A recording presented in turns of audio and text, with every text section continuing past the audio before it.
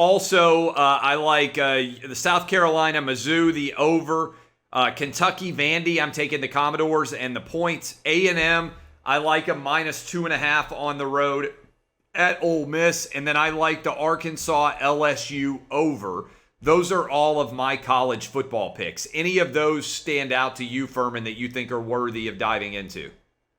I think the A&M game is fascinating because when you look at what Ole Miss has been able to accomplish this year, they have the third longest winning streak in the SEC at home behind, I believe, Alabama and Georgia at last check. I mean, Lane Kiffin, to his credit, has really created a home field advantage there where Ole Miss, once that offense starts clicking, it's extremely difficult for opposing defenses to slow them down. Now, the one thing working against Ole Miss in this spot is we're still not sure how healthy that receiving core is going to be. Jonathan Mingo hasn't played in an eternity.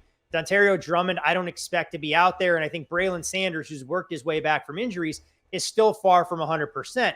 The other thing layered into it for anybody that watched Ole Miss's game last weekend against Liberty, Matt Corral hasn't shown that big explosive capabilities as a runner that made him so valuable in their win at Neyland a few weeks ago. And I still think that lower body is bothering him. So if I'm Texas A&M and I'm Mike Elko trying to craft a game plan, I'm going to make Matt Corral I'm going to dare him to beat me with his legs rather than Jerry and Ely, Henry Parrish or Snoop Connor getting going.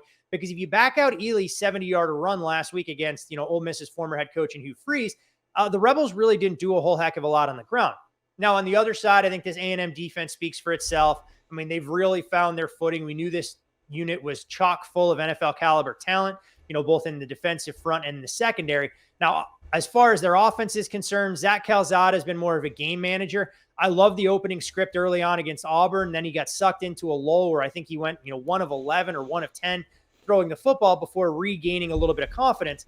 But this is an A&M team that still didn't score an offensive touchdown against Auburn. But I think against Ole Miss and the way they want to try and defend you with that rush 3, drop 8 mentality, you're going to play right into the Aggies' hands. So let's see if there's a little wrinkle from Ole Miss defensively. But I'll make the case that A&M is a top 3, top 4 team right now. They're just going to get haunted by those back-to-back losses against Arkansas at Jerry's World and the home loss against Mississippi State, because now they're sitting here with a win this weekend. They'll still need a little bit of help, obviously, from Auburn or Arkansas to knock off Alabama to get themselves into the SEC championship game, which, to be quite honest, I think for me is more fascinating to watch Georgia take on A&M than it will be to watch Georgia take on an Alabama team that's really struggled along the offensive line in recent weeks.